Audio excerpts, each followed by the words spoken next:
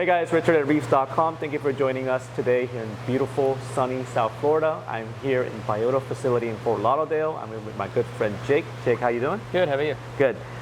I am very excited to be here because you recently got a shipment of Red Sea Maximas. Yeah. Right? So tell me a little bit about Maxima Clams. Yeah, Maxima Clams are probably one of the most highly desired clams in the industry just because they're super vibrant coloration, their shell shape, and their relative hardness in our aquarium trade.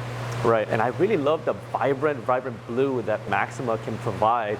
Now, how many different type of Maxima or colorations do you have in this facility? Yeah, a ton. I mean, the ones that came in this past month are beautiful. There's blues, purples, greens, browns, some teals in there. I mean, we have a really good variation right now. Jake, so how do you take care of Maxima clams? What do they require? Yeah, so Maximas are pretty easy to take care of as long as you guys have stable parameters. They really don't like algae swings. And we like to supplement their feeding with some algae paste or live algae. They always love doing that, and they grow a little bit faster when you offer it to them.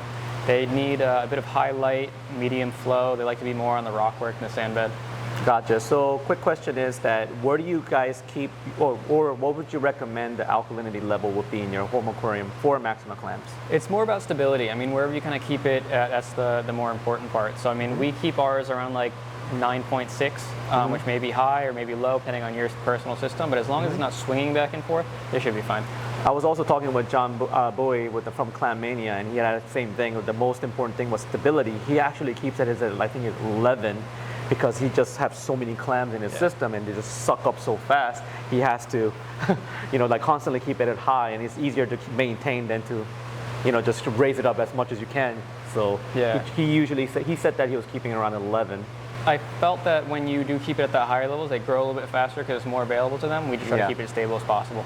Now, a lot of people don't realize, but the growth rate of Maxima is actually painfully slow compared to like clams like the Rasa clams, or even like Scamosas, or even Geiger's clam. Yeah. So what are the actual the growth rate of these clams? Yeah, some people say maybe ½ inch to 1 inch a year. I mean, we found that some of you may have not seen a ton of clams on our website over the past few years. There's a ton that's grown out, right? So for Scamosa, we recently just had our second batch of Scamosa up this year, and it takes 2 or 3 years just to get to sellable sizing. So when you're looking at a lot of these Maximas or Scamosas or Cressy even that are super slow growers, that's years of work to get just a single clam to market. And how much does this usually cost? Yeah, I would say the neighborhood for Maxima can vary pretty significantly depending on their coloration, grading, sizing.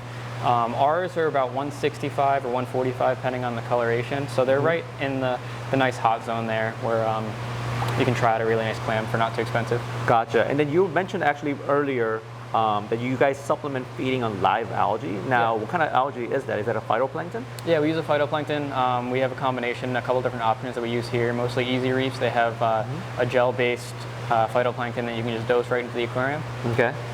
And then what kind of difference you notice when you dose it? Do you is there kind of like a sign that of a vibrant, something that you notice right away when you start feeding them? Yeah, right when you put some phytoplankton in the water, you usually see healthy clams start pumping and kind of moving that algae through their gills and taking it up. Because they're filter feeders. Yeah, so you'll see that motion pretty quickly. And then over time, we do notice they grow a little bit faster if they're supplement feeded. Yeah. And you'll see actually your alkalinity and calcium start dropping faster too. Really? Now, when people are, let's say, supplement feeding algae in their home aquarium, what are the recommendations? I usually feed it until it's slightly cloudy. I know it's a terrible method, but do you have a method to do this? Yeah, I mean, kind of as biologists, we kind of look and see if we do the slightly cloudy method, we kind of see what the tank kind of needs, what they look like, and how populated your tank is with other stuff. Because not just clams are going to eat the phyto. I mean, you'll see a lot of corals up to any other filter feeders you have, small feather dusters or things that you have living in the rockwork. So if you have a really biodiverse aquarium, you can usually get away with dosing a little bit more, and you'll see it clear up pretty fast. Yeah. I mean, like you mentioned earlier, so many different microfauna in the inner aquarium will benefit from live algae feeding. So I think it's a good thing that you touched up on that. And another thing that I wanted to ask is that on these clams, when they're being shipped and stuff like that, do you have to burp the clams? Because some people say that air sometimes will get trapped. I've been going back and forth. I've been hearing a lot of different stories about it, but what do you think on it? Yeah, I think it's really a myth. I mean, if the clam is unhealthy, then they may not have the strength to get rid of the gases by themselves. But if they're a healthy clam, I mean, we have sometimes clams shipped and the bag breaks and they're in almost no water or something for 48 hours. You put them in our aquarium and they are doing fine. So it really depends if the clam is healthy or not and strong enough to expel that gases by themselves. Gotcha. And then what happens if it doesn't, like, it's not able to expel that gas? Yeah, it'll sit in there and it'll start getting a bit necrotic tissue and it'll kind of eat through the clam. Yeah.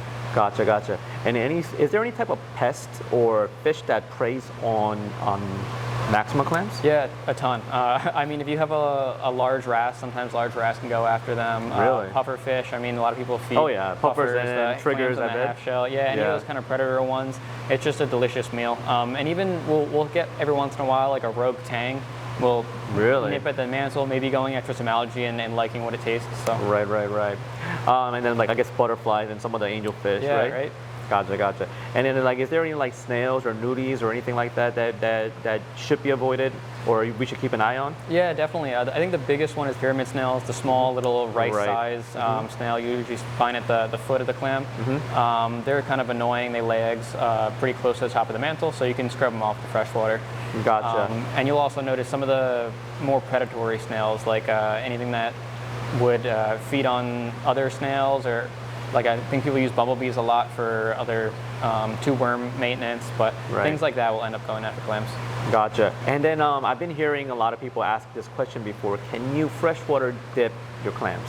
We've done it in the past. We've dipped them, we've scrubbed them in fresh water. We just try to make sure they're closed up as much as possible before freshwater dipping them.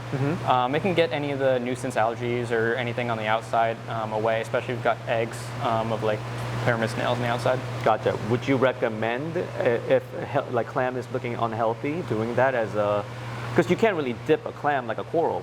Would you recommend that as like a preventive or like a solution to parasites? Yeah, you could definitely try something like that. I would try to match the pH as close as possible to make sure there isn't a huge fluctuation there, but it's good. You can scrub everything off on the outside, or I know some areas of the world tend to have protozoans that end up giving clams pinch mantle disease. I think that's a good solution for something like that. Gotcha. So where can we find these Maxima clams from you guys? Yeah, you can find them at the local fish store that order from us. We have about 250 stores that across the nation that order from us. We export to a bunch of different countries in Europe and Asia, or you can find it directly from our retail site. And what is your website? Shop.thebiotagroup.com. Gotcha. And then if I remember correctly, I think you guys put also a lot of these in WYSIWYGs also, right? Yeah, we just took a bunch of WYSIWYG photos that went up on the site yesterday. Gotcha. So if you wanted to find one-of-a-kind piece, you could check it up on the WYSIWYGs. That's exactly what you see is what you get. And if you want to give these guys to cherry pick for you, then I guess you could pick the regular ones from the site as well. Well, Jake, thank you so much for taking your time to talk to me about this amazing Maxima clams. I can't wait to see the second and third shipments. Yeah, thank you for coming by. We'll make sure to grab the best one for you. Perfect. Thank you so much, guys. Have a great day.